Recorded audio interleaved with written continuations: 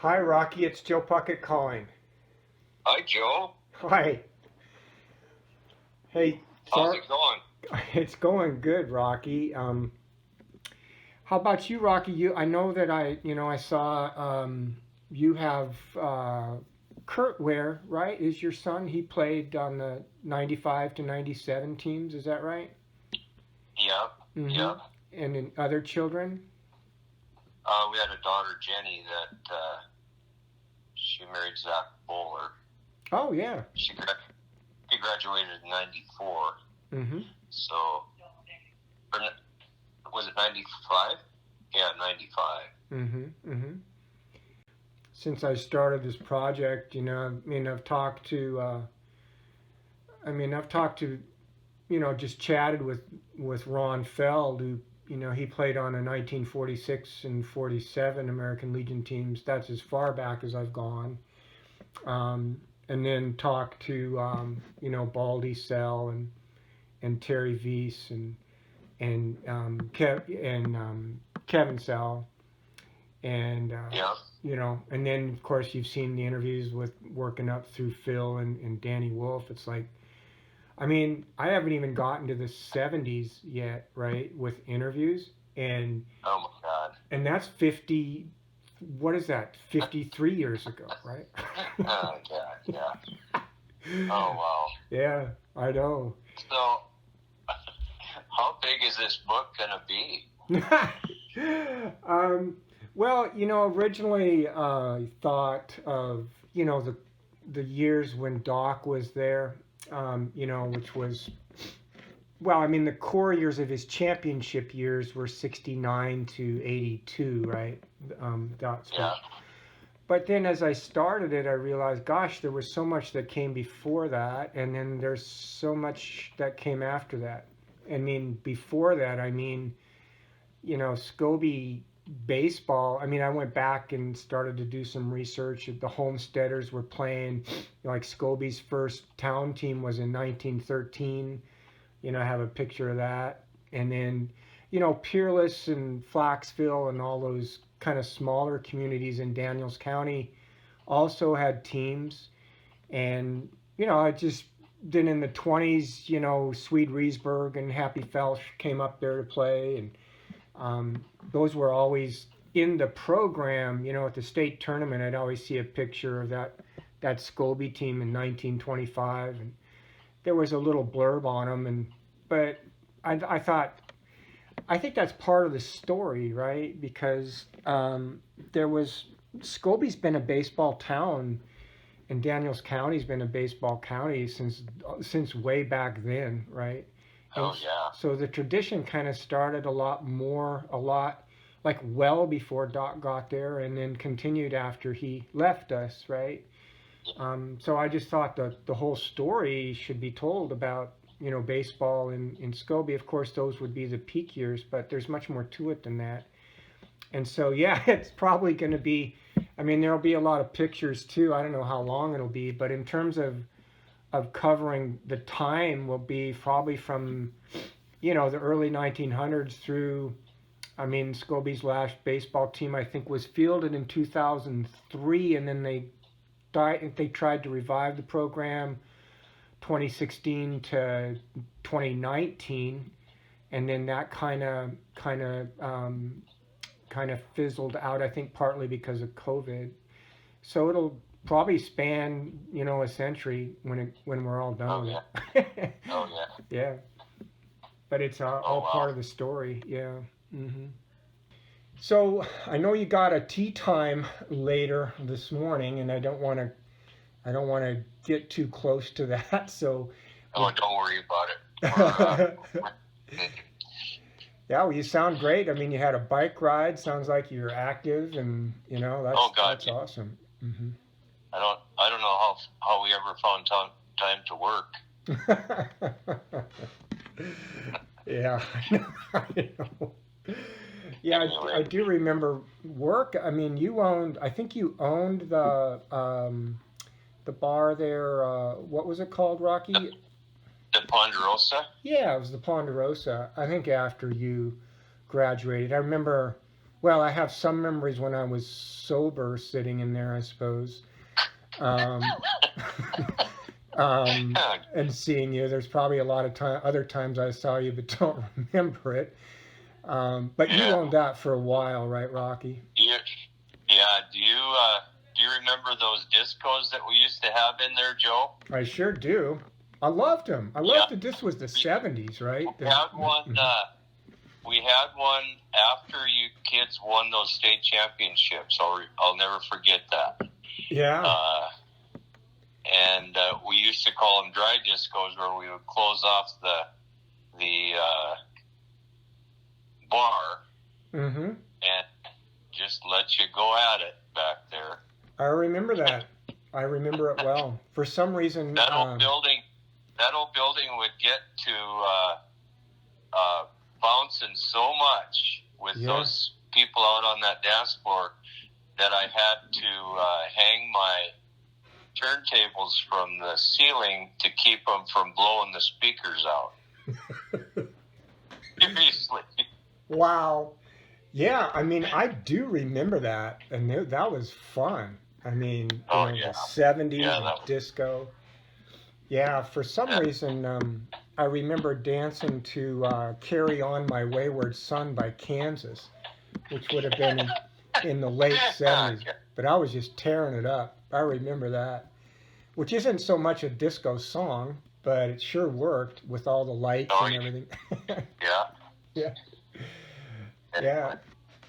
So I got a few questions for you here, Rocky, and I have to admit, I do know a little bit about your history because I have pictures, right? The working with Burl Bowler and at the Leader, and so I've seen you in pictures, and I've read a couple articles on you, but that I otherwise wouldn't have known. I wouldn't have had a clue when you started playing. But so my first question is, when did you start playing baseball, and who were your coaches and mentors? I noticed you were a bat boy on the 1963 team, and then I did see you on the 64 Legion team. But if you could go back, maybe to Little League and then pick up from there, and then we'll work up to Legion.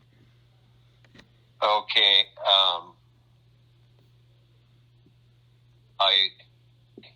I would trust that I started playing Little League probably at about age 8, something like that. Mm-hmm. And Jack Reiner was we lived right next door to Jack and his family at that time, and he was very active in the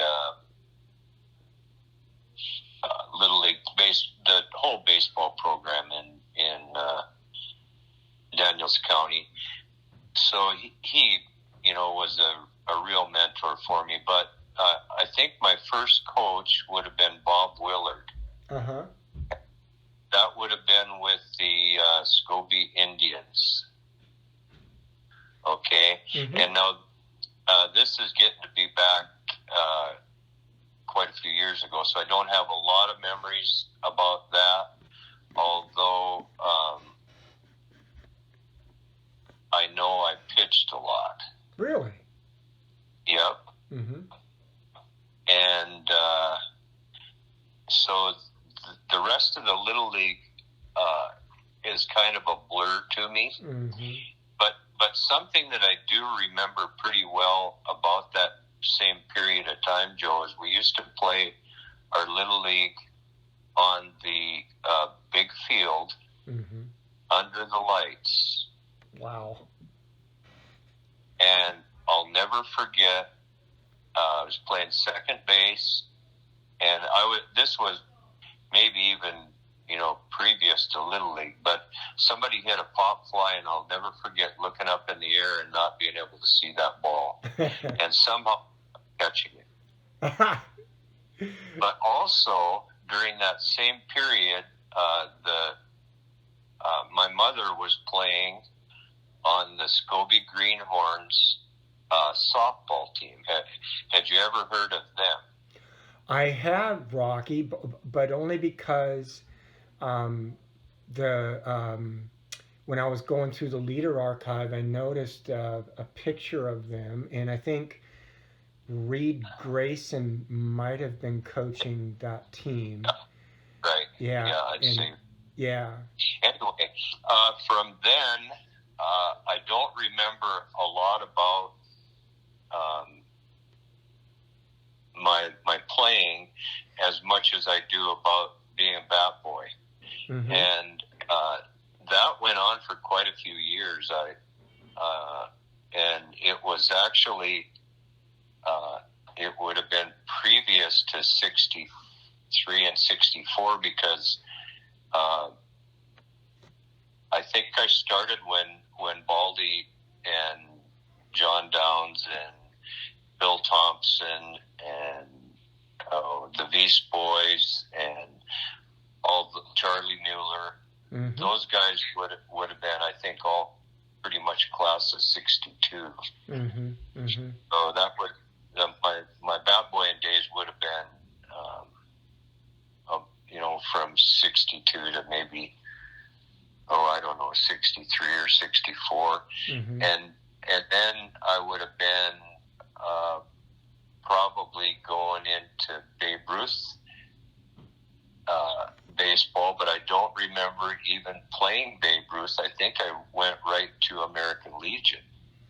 Yeah, because and this is where I have an advantage, Rocky, because I have these pictures, right? So I have a picture of you in 1964 on the American Legion team, but you would have had to have been 13.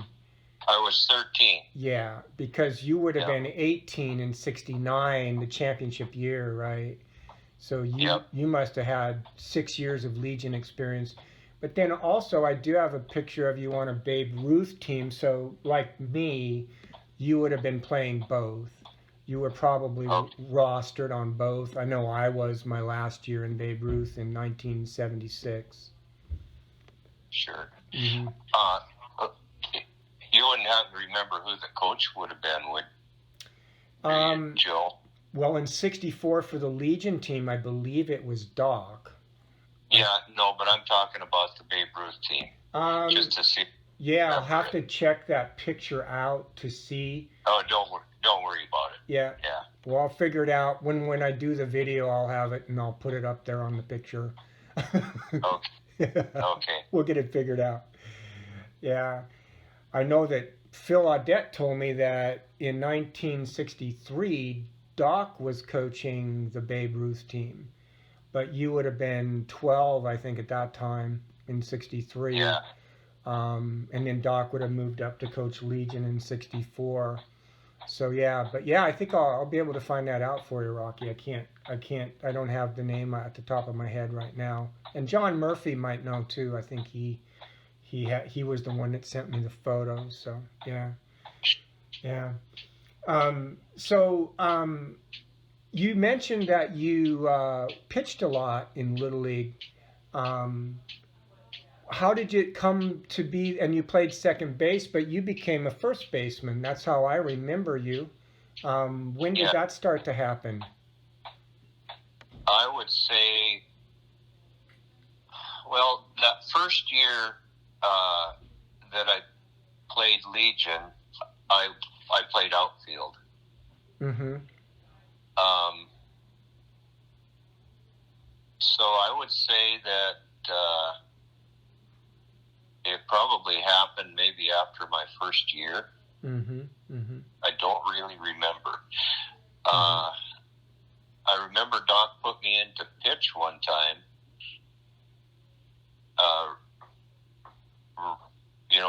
Pretty early in my Legion career against Plentywood, and I think I gave up 11 runs in one inning, and I think that was pretty much the end of my pitching career. Oh no, you never had a chance to get your ERA down after that? Oh, God. Oh no. I'm going to have to calculate the earned run average for 11 runs in an inning. I think it would be 99. Oh, God. So anyway, they're on that team that we had in '60 that won the championships in '69.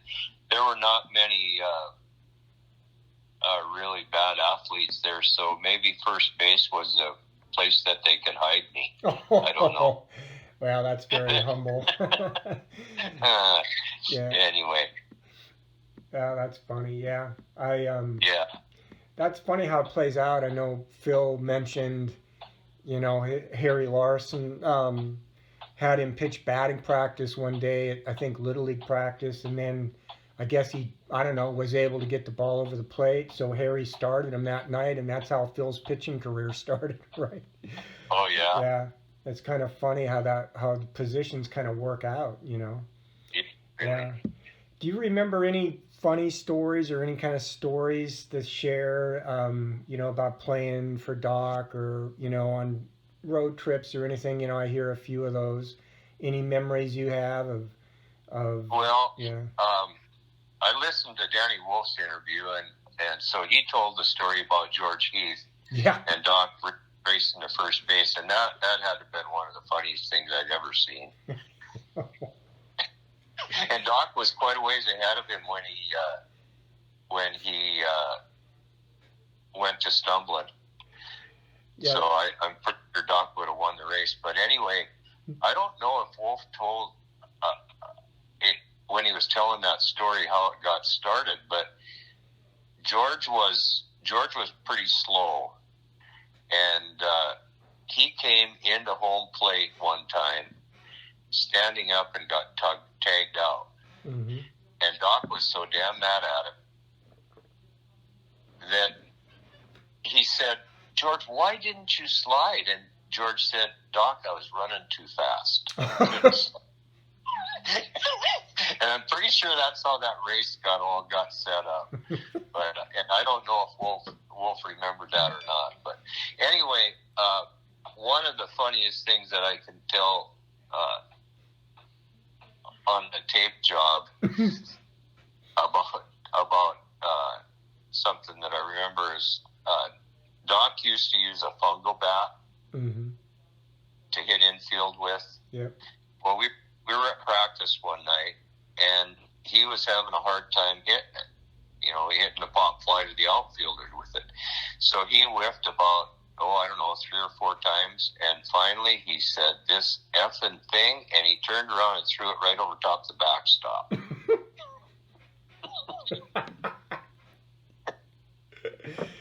Oh, he struck out with the fungo, huh? Yeah. He went and got himself a bat. And there were so many other things. Another memory that I have of Doc,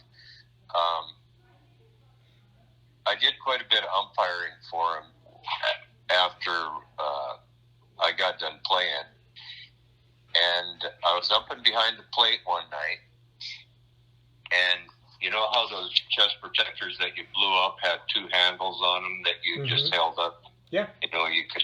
How you held them. Well, I had my thumbs up against the back of that chest protector, and a fastball came through, and the catcher missed it, and it hit me right on the end of the thumb. Oh. And it broke my thumb in a spiral, like down the middle of the bone, and it hurt so bad. I walked over to Doc and I said, "Doc, I just broke my thumb." He said, "Come here," and he froze it with that can of freezing spray that he always carried with him. Yep. And he said, "I'll get back out there and finish the game." Oh God! You gotta stay hurt. And then when you would go into see him at the doctor's office if you were sick or not feeling well, or if you just wanted to BS you, you get in there to his office, and Hazel Smith was his secretary, and you'd be back there for a half hour. He'd be telling you stories, and Hazel would come back every 5 minutes. "Doctor, you have patients out here waiting, he'd just giggle and carry on. Finally have to kind of get up and leave so that he could carry on with his business. And so as you were moving up the ladder there in age and in the teams, the progression, you can see the 60s teams leading up to that 69 team.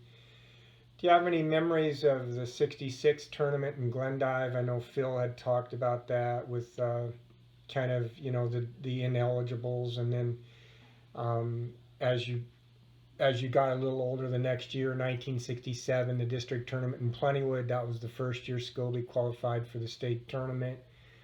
And then leading up to 69, can you kind of talk about those years you were playing Legion and kind of how the seasons progressed and any memories you have of those tournaments? Well, the ineligible player thing, I'm not sure. Was that a Glendive tournament where Yeah. where it happened? Yes. Okay. So, and did we win that tournament? No, actually, it's kind of funny. Glendive won it, and then they beat Sydney, and then Scobey protested, and then Glendive was disqualified, so Sydney was declared the champion, and then Scobey played off against Plentywood in a one-game playoff to go, and the winner would go to state, and Scobey won that game. And then Glendive protested that Scobey had an ineligible player, that was Dan Smith, so Scobey was disqualified, and then Plentywood and Sydney ended up going to state. That's how that happened. Okay. Yeah. Well, I remember we assembled to go.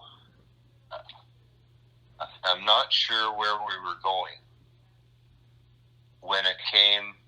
when the word came down. The team was over at docks waiting to load up in the cars to go, and they came out. Doc or Marge or whoever came out and said, "Well, we've been accused of having an ineligible player." So I do not remember what happened after that.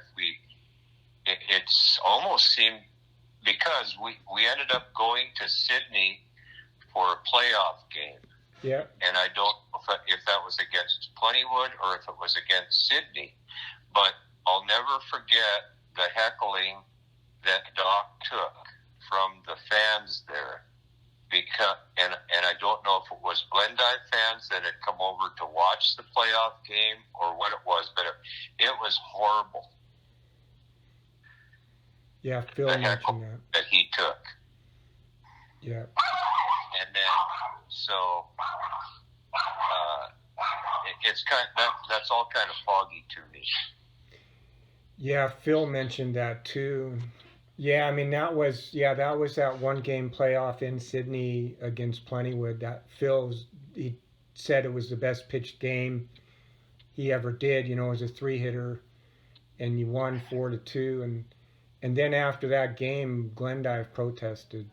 I think almost maybe in retaliation for Scobey's protest against them. I don't know, but so then Sydney and Plentywood got to go to state that year. Yeah. Okay. Yeah, that's how that happened. Yeah.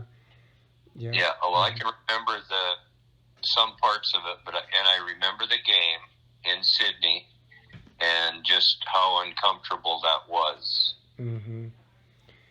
Yeah, it was just an awful year, and I know an awful way to end it. To the way the game was played under those circumstances, but then to win and then not be able to go. And I know Phil mentioned that, in his interview, that then 1967 became, hey, let's get back there, right? Let's get back to state. And do you have memories of that district tournament in Plentywood where you were able to win 2 games and then make it to state? Do you have any memories of that, Rocky?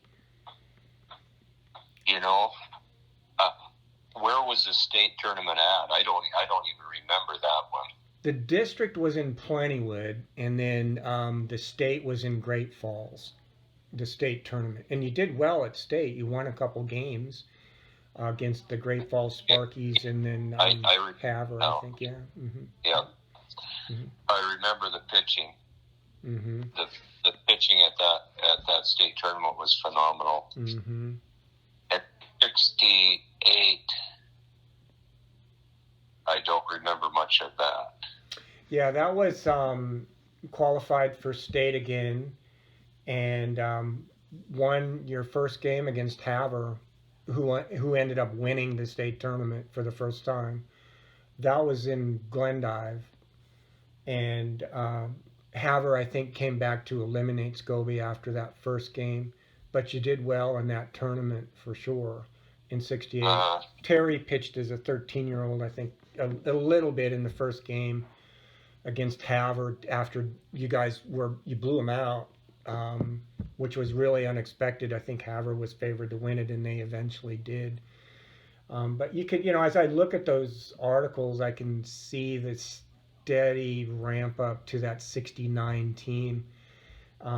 Each year progressively better, making it to state, doing well at state, and then your Dick and Craig and Randy Laguerre, Jack Higgins, and you would have all in 1969 been 18-year-olds, and I think you'd all been playing Legion for 5 or 6 years by that point. And it just seemed like it was all, and then Scobey was going to host the tournament. It seemed like it was just set up for it to play out the way it did. But what I know, both Craig and Dick had returned from college because they had that magical birthday after August, right? Where they could come back after their senior year. So it was really a mature team, both in experience and age. What are your memories of that 69 tournament, Rocky, at Scobey?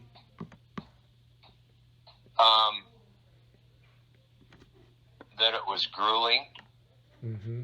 We lost early, and I think we had to come back through the back door and play lots of games. Yep. Hot. All sorts of outstanding play.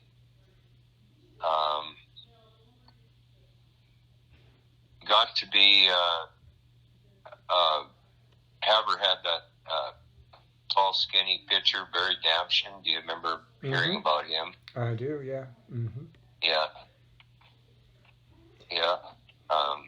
Went on to he lived on the same floor as I did in Bozeman, and we got to be pretty good friends. Mm-hmm. And along with some of the Flaxville kids that we played with, Doc Miller, Dennis Miller, and Royce Fischel, and some of those kids from Flaxville, we all got to know each other pretty well there. Mm-hmm. Yeah, the Daniels Colony leader called it the dirt route, coming through the back door to win it. And it was, in 68, Havre was expected to win the tournament, and you upset them by like 10 runs. It was 12-2. And then in Scobey in 69, Havre returned the favor and knocked Dick out in the second inning. I think scored maybe 8 or 9 runs, and Terry came in to pitch the rest of the game. And then you had to come through the back door, probably win in 3 or 4 more games to win it after that. So you had to do it the hard way.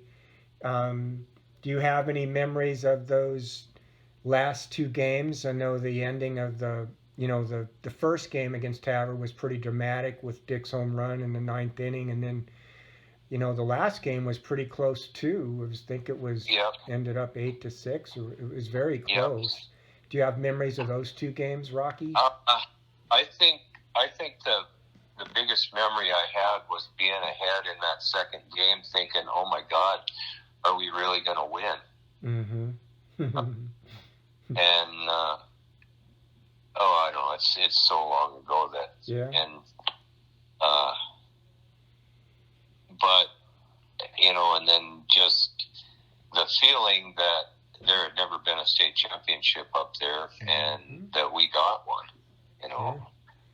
Mm-hmm. and since then, look what's happened. Yes. With the whole county. Yes. All the state. So. Yeah, the floodgates opened. I know Danny Wolf mentioned that, and I think the way he put it is there's something about being the first one, right? And that is so true. I mean, it shows everyone else that it can be done, that you can be a champion. And Dan Danielson mentioned it in his letter.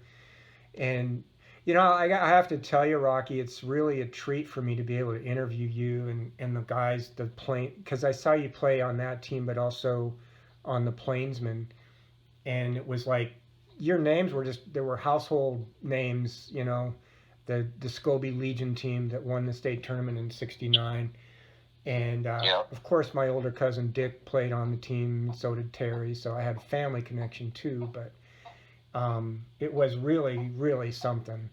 And it's kind of a treat to be able to talk about it all these years later.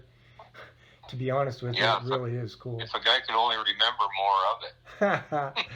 I know, isn't that? I have, like I was telling Dan Wolf that, I have memories of games that are a certain way, and then I read these archives and no, that's not how that happened. I'm like, nah, man, come on, that's how I remember it, right? But it didn't happen that way. Yeah, it's funny that you mentioned, getting ahead in that last game, and wow, we could actually win this after coming through the back door like that. I know in that last game, unbelievably, Doc won the coin flip and chose to be the visiting team, and then I think you scored 4 or 5 runs in the top of the first inning to jump on them and, kind of seize the momentum. So it turned out to be a great decision, but do you remember that? That seems so... that was all about the home dugout. Yeah. But what, that must have been some dugout, Rocky.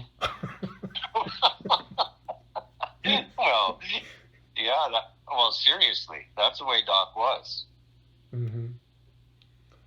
But it's almost like it's not superstitious, or like there was something magical about that dugout being. It would have been the third base dugout, right? So the sun would have been behind you on the third base side. Yeah.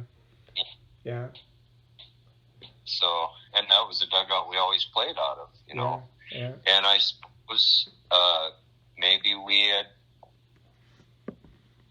well, I don't know. I think he went for the dugout most of the time. Mm-hmm. Yeah, I know the lead. I've actually have pictures of those dugouts being built, which was earlier in 1969. They were, you were playing a game, and they were digging the dugouts in preparation for the state tournament. And I don't know, maybe they buried something special in there or something. But I know what the leaders. I think Kirby Halverson's dad built those dugouts. Ah, okay.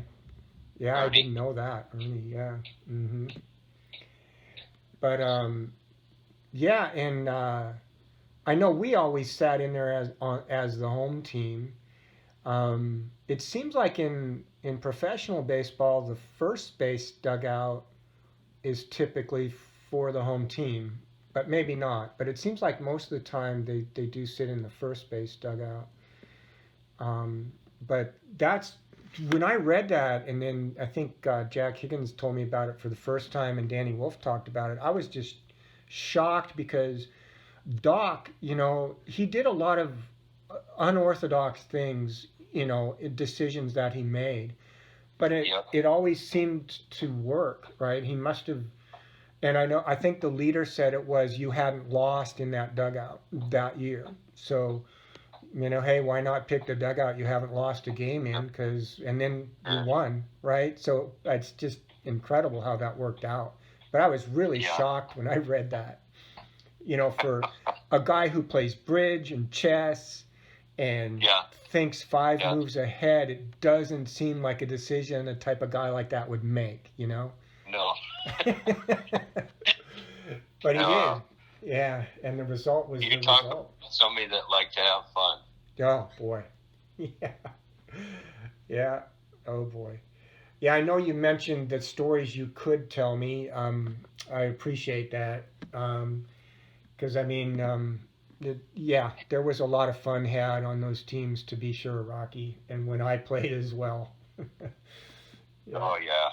Yeah. in those summers. Can you remember, like, I know you played, 64 to 69. Would you mention some of your teammates that, were some of the best players you thought? I mean, you can do it by position, or you can do what Phil said. They were all good. It was a great team. Nobody really stood out. But any teammates you'd like to mention, either pitcher, position players? Naturally, Dick and Terry, Jack Higgins.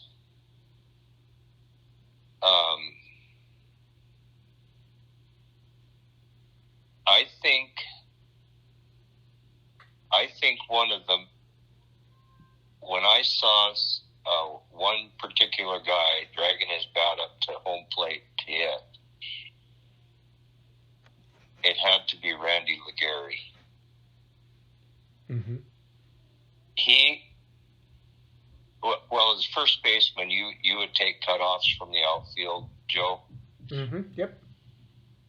He caught a fly ball at the fence, and I'm pretty sure this was in practice one night, to throw to home, and I was in perfect position to cut that thing off, and it came so fast and so hard that I didn't have a chance to get my glove up, and it hit me right in the chest. Oh. Yeah. From the fence. And when he walked up to the plate, he didn't walk up there. He just kind of sauntered up there, dragging his bat behind him. Mm-hmm. And he was built like a caveman. And oh my God, he could hit the ball.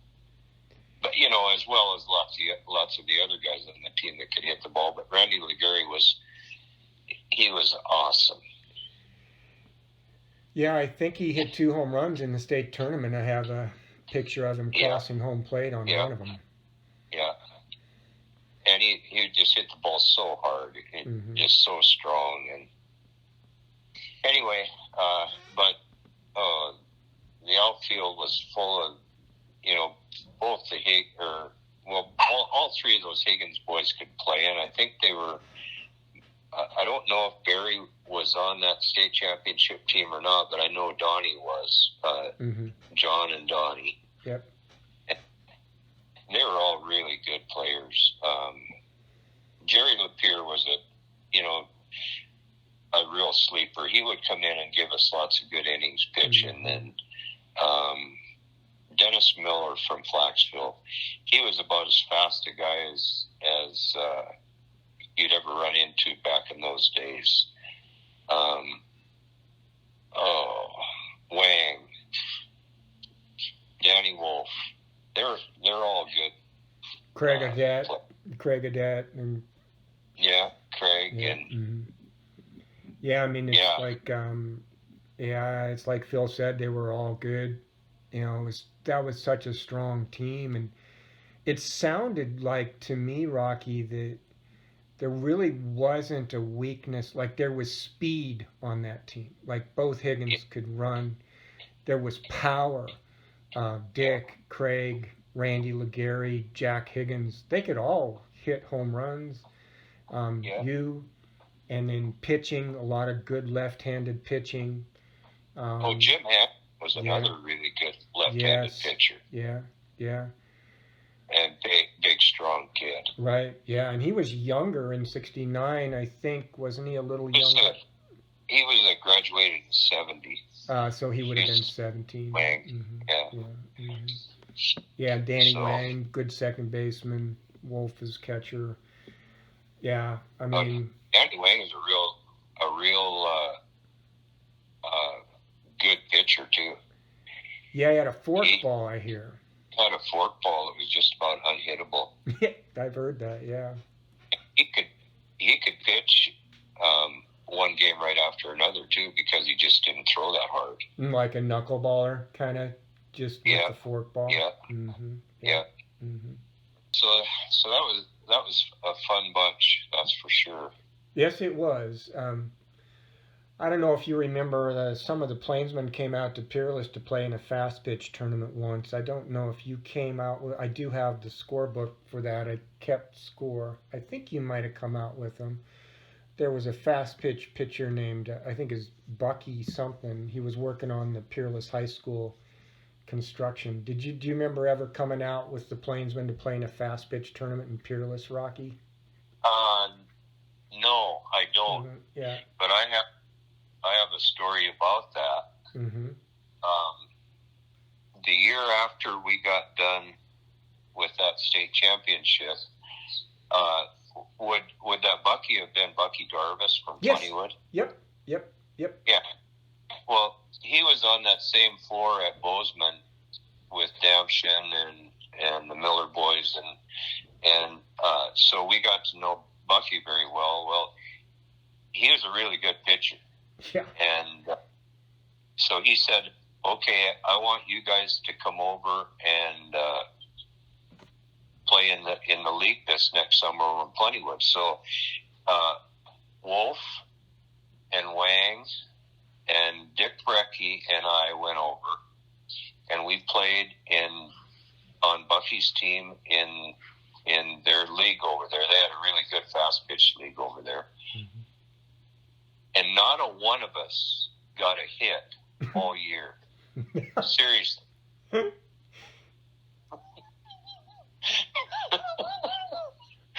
That was quite a statistic. That ball comes up quick, doesn't it? Oh my God. Yeah. And do you remember Larry Ferguson? Did name ever come? Yep. Mm-hmm. Well, he was older, at that time. He was probably Cliff's age. Yeah. And he was still pitching at that time. Well, he was probably, a touch better than Bucky was. I remember him. He threw a changeup. I mean, his fastball was just, it got up there so quick. But he had some kind of release, like he threw the changeup when it was bringing his arm around or something. And it just threw hitters off. It came up, and they were just totally thrown by it. But I remember him pitching at that tournament in Peerless with, I think Dick was playing short, Danny Wang was at second, and I'll check the scorebook to see if maybe you were there. I don't remember that. Yeah. Brad Murray was playing. Jack Higgins was there. Oh, Brad. Yeah, he was on that team too. Mm-hmm. Yeah. He was a good player. Mm-hmm. Yeah. Yep. Yeah, he was good. I remember him at that tournament. They were really good. And of course, the Plainsmen just blew through that tournament with Bucky, as the pitcher. He would never take a game off. He'd pitch every game in the whole tournament. Yeah, I know that you can do that, and on that fast pitch, your rotator can handle that. But you know what? That tournament, Rocky, it was hot, and after the end of the third or fourth game, he had to come out of the game. He couldn't pitch anymore. And Marvin Hash, who was there just ahead of his first year as superintendent of Peerless High School, pitched slow pitch. So they brought Marvin in relief. Yeah. And so Marv is lobbing the ball in there. It can't go over a certain height, right, in fast pitch. And so just meat, right, just because he had to flatten that out.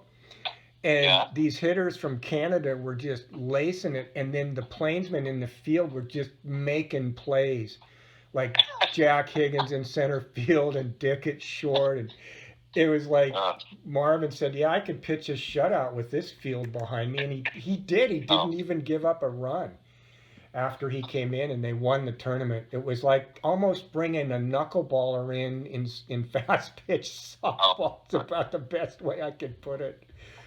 That's a good one. Yeah, it was quite a treat to be able to see, because Bucky fast pitch can be a strikeout, and he did have a lot of strikeouts, but to see that Plainsman field just come to life out there, with all those balls getting hit in the plays they made, it was absolutely amazing. It was quite a treat to be able to see that on Peerless's field. Oh, wow. Yeah, never forget it. Never forget it. Got sat in the dugout. I think Dad was coaching. Yeah, it was great. My brother Bill played right field. Yeah, it was a great night. Everybody stayed there in the bar and partied that night. And of course, Oh, as yeah. kids, as kids out there, you went into the bar, so I got to see everybody celebrating, right? Oh, sure. Which I maybe Sure. shouldn't have saw some of that. But let's see. So you played with the Plainsmen after Legion, of course. Rocky, you have any memories of playing with the Plainsmen teams in 70, 71, Yeah. 72, 73? Mm-hmm. We went to Canada a lot and played. Mm-hmm.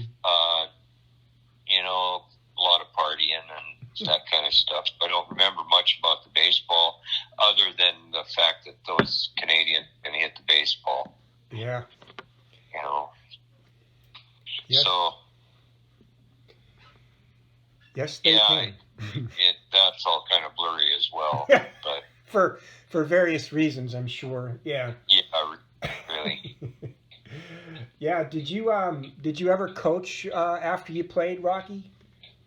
Yeah, I did. I coached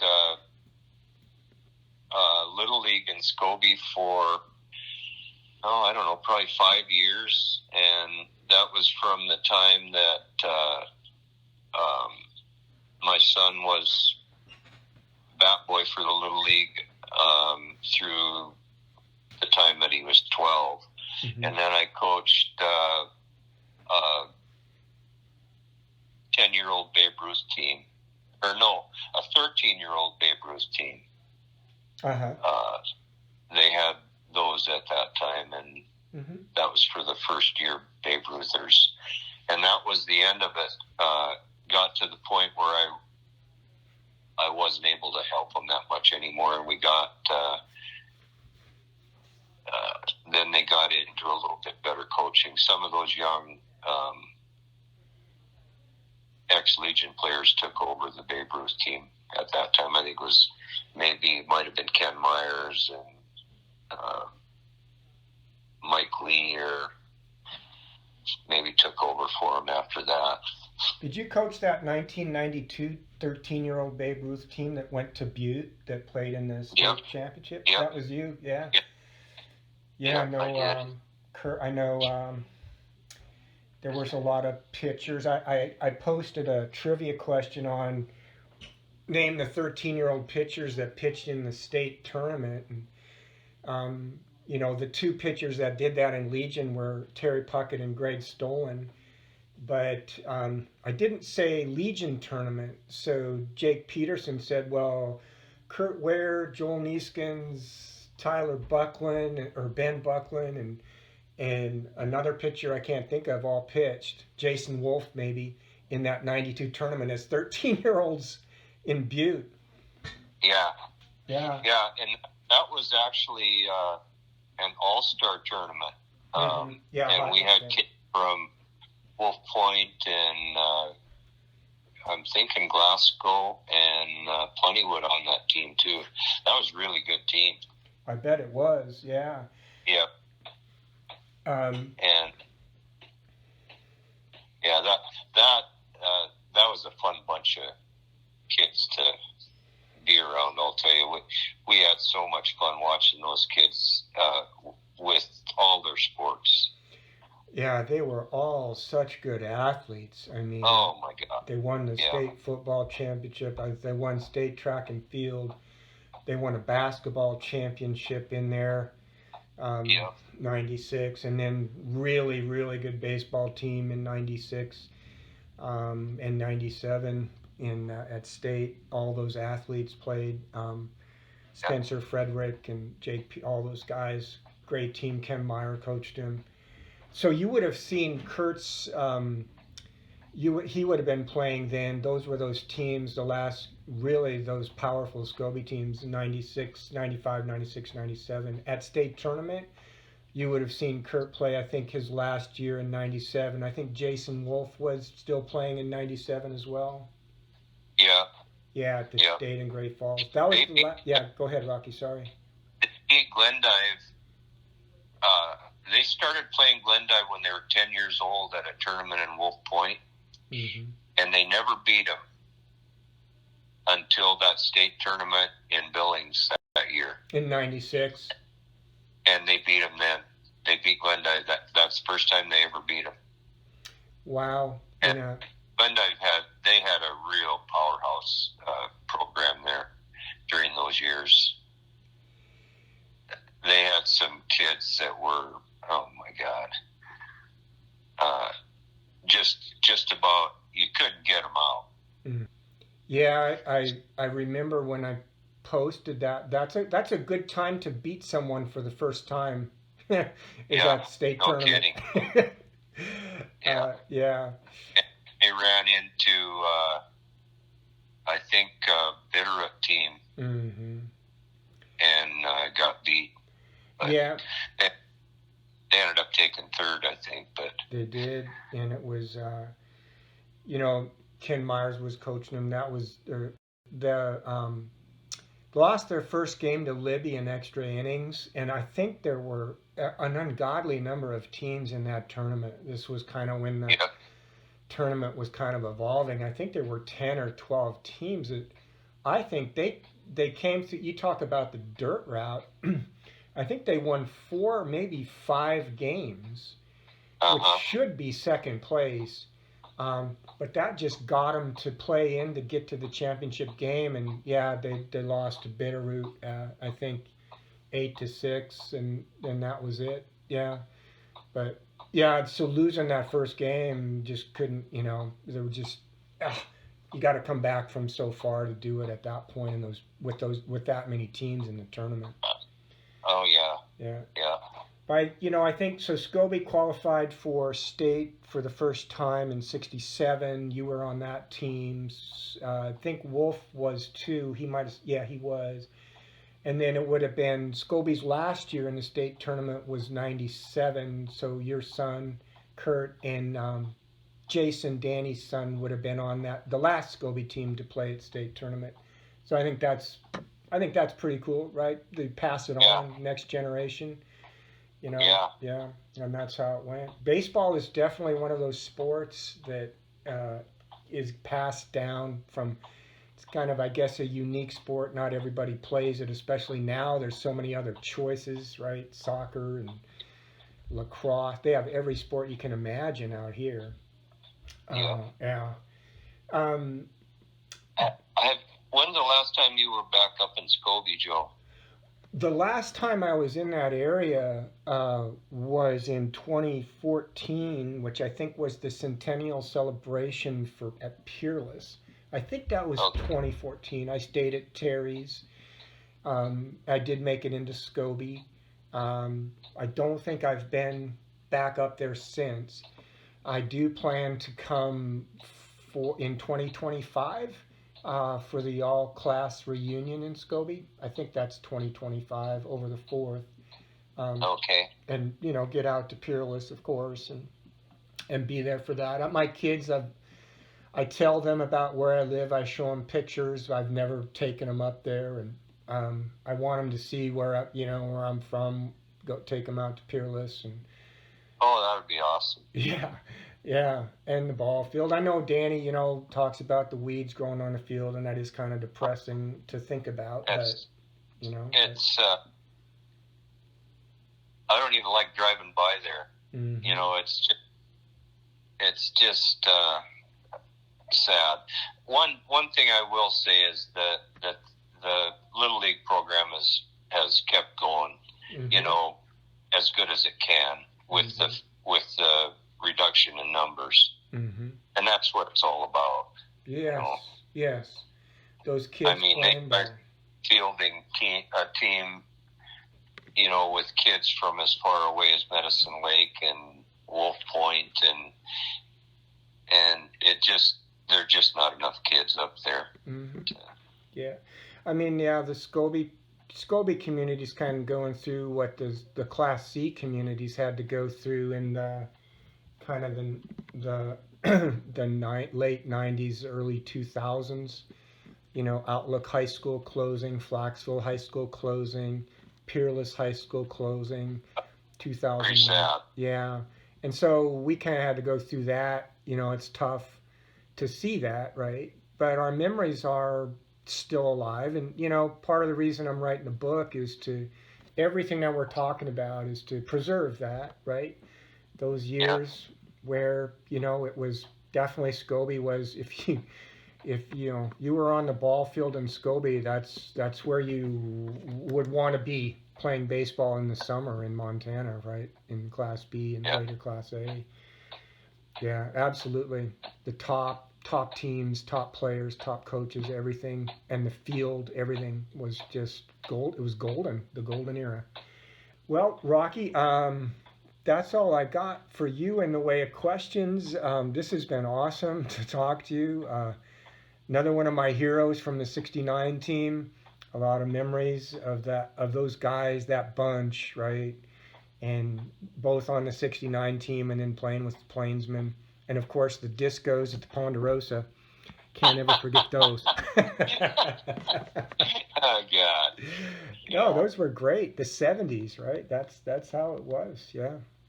Even though it was rock and roll music with disco lights, which is probably about the best combination you can have, right? Yeah, really. Yeah. Did you have anything else for me, Rocky, that I forgot to ask you about, or you'd like to? Yeah. Just